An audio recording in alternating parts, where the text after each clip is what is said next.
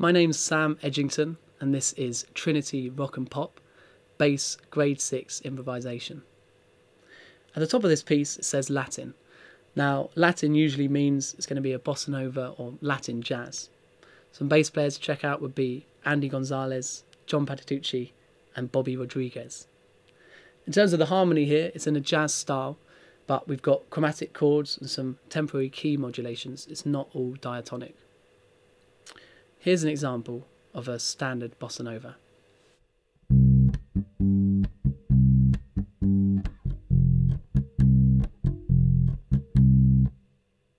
For this track we'll play it in a bossa nova style, but we'll have to move with the chords. So it's a bit different to a normal bossa nova in the sense that the movement happens on the fourth beat of the bar, usually.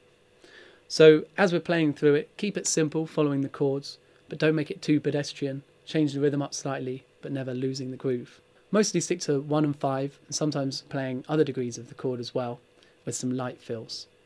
After playing the bass line for the first 2 times, we're going to play a bass solo.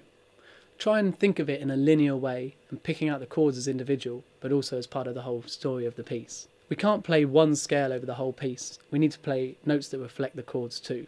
For a lot of the diatonic chords, we can play C natural minor scale over those.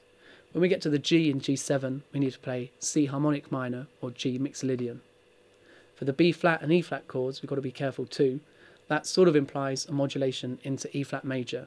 So we can still play C natural minor scale or E flat major. They're basically the same scales, the same group of notes. The turnaround at the end is slightly unusual.